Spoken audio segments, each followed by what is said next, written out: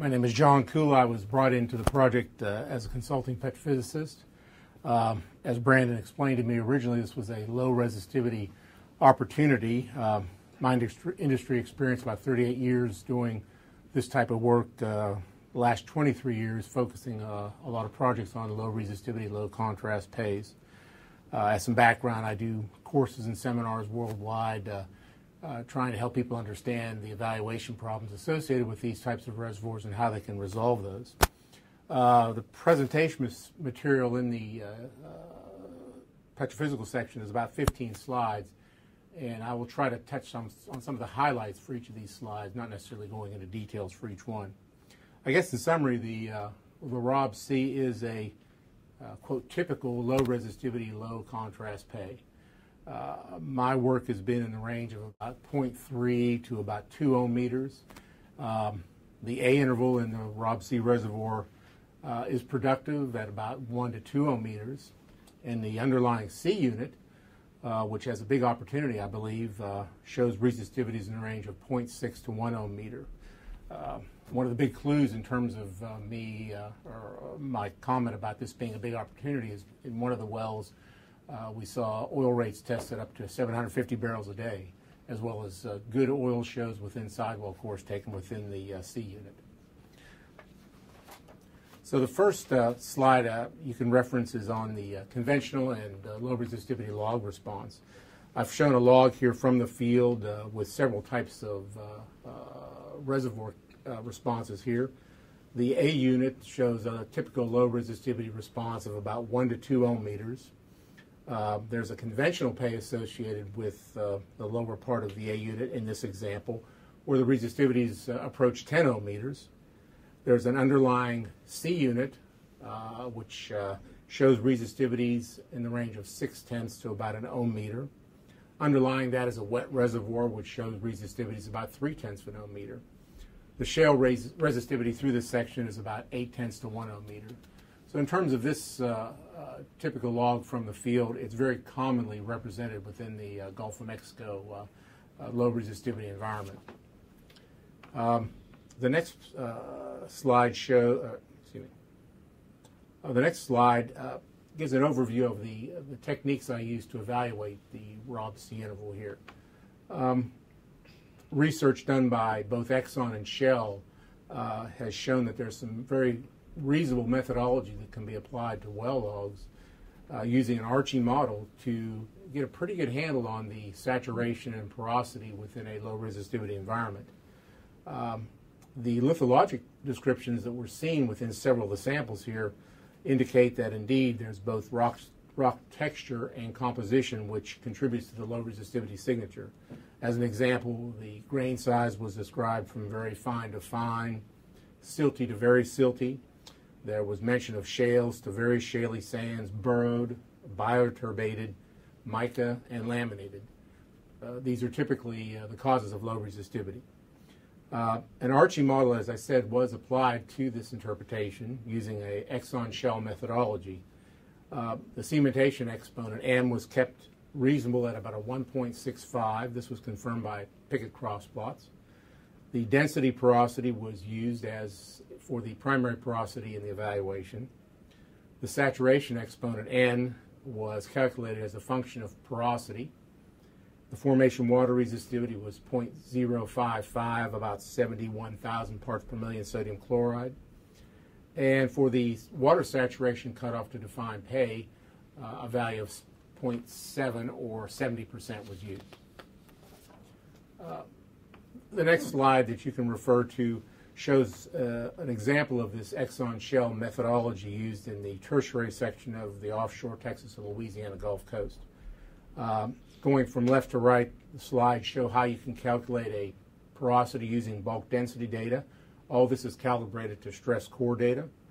The middle slide shows the interpretation of the cementation exponent as a function of porosity.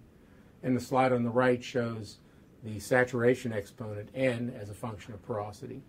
Cutoffs on the bottom left are shown for these types of sands, ranging from about 70% to the water saturation cutoff for the very fine, silty, shaly sands, 65% for sands which are slightly less silty.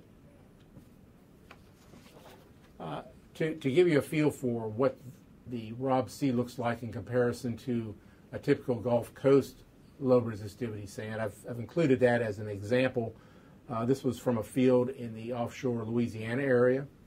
You can see going from top to bottom on this slide, there's a conventional looking pay approaching 10 ohm meters, and there's a wet sand at the base of this log, which is about a half ohm meter, maybe about 3/10 of an ohm meter. Of interest in this section is the interlying sands between the conventional high resistivity pay and the wet sands. If you look on the left-hand side of that slide, you'll see that this description is very similar to what we're seeing in the Rob C interval here. There are several zones were tested within this low resistivity section. Individually and isolated, they produced a total of about 991 barrels of oil a day. This compares, of course, to the conventional pay, which produced a little over 3,000 barrels a day. But the operator in this field had overlooked this approximately 1,000 barrels of opportunity within the field. As an example of what the Pickett cross plots look like for the field, I've included that. You can see here that the M value of 1.65 fits the data quite nicely, as well as tying into the RW. So I guess in summary for the evaluation work, I've tried to combine the reservoir properties of porosity, saturation, and clay volume for both the upper and lower A units, and the C unit. For the Rob C reservoir distribution, using a clay and shale volume cutoff of 40% and a porosity cutoff of 15%, we see average thicknesses of about 50 feet and average porosity of about 26%. For the C unit, we see an average thickness of about 9 feet with a very similar porosity of about 27 to 28%. So using this methodology for the Rob C unit A and C, let me discuss some of the average reservoir properties. For the reservoir units, I've used a cutoff in porosity of 15% and a shale clay volume cutoff of 40%. So for the A unit, I'm seeing an average thickness of about 50 feet with a porosity of about 26%. And for the C unit, an average thickness of about 9 feet with a 27% porosity. If I apply that water saturation cutoff of 70%, then I see an average net pay in the A unit of about 29 feet, porosity of about 27%, water saturation of about 55%, and clay volume about 20%. For the unit C, less thick in this case here, about 5 feet average net pay thickness, about 30% porosity, about 56% water saturation, and about 20% average clay volume. Without going into the details, I've provided for you tables of the reservoir and pay properties for all the wells within the field. The first page, which shows the Rob C upper and lower A, and the second page, which shows the Rob C lower unit. In addition to the log evaluation, there were capillary pressure data found on 4 samples in the A unit within the Rob C. So for the unit A within the Rob C, capillary pressure data, mercury air, was located on 4 samples. What I did then was convert that to a gas water system to be able to calculate a height above free water level. This, in conjunction with the work by Knowledge Reservoirs, was used to define an average saturation in the field for the Rob CA unit. Additionally, some other indications of the hydrocarbon content within the Rob C were developed using a compressional and shear sonic data. We saw this, or I saw this in several of the wells, where there was a nice hydrocarbon signature associated with these 2 curves. I do show an example here of the capillary pressure data for the 4 samples within the A unit. On the left side of the slide, you'll see that the mercury air system values show an irreducible ranging from about a little under 20%, say about 18% SW, to as high as about 28%. The properties of these 4 samples: porosity range is about 27%, and permeability, the range here is about 42 to about 120 millidarcies.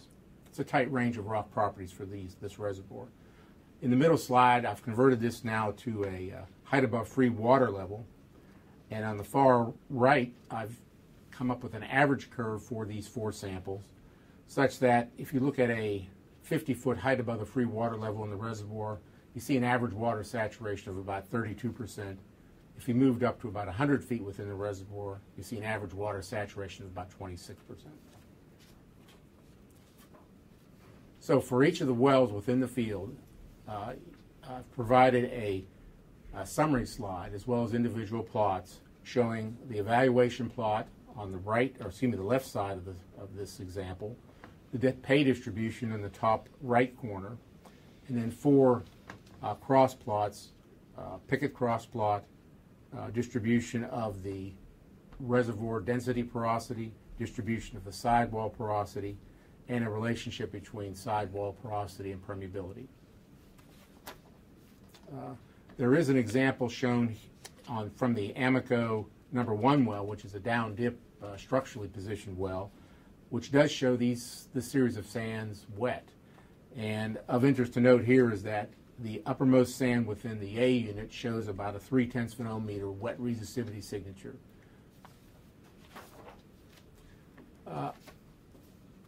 I spoke earlier about the C unit in terms of its potential.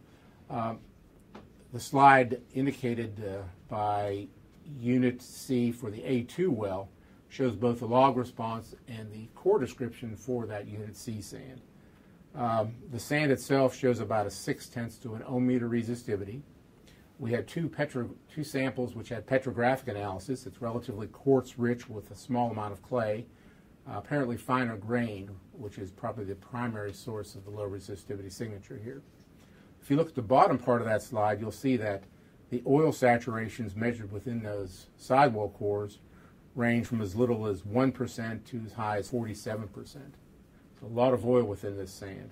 Both an even pale yellow fluorescence was seen, and in 2 instances, 30 to 30 API gravity was noted.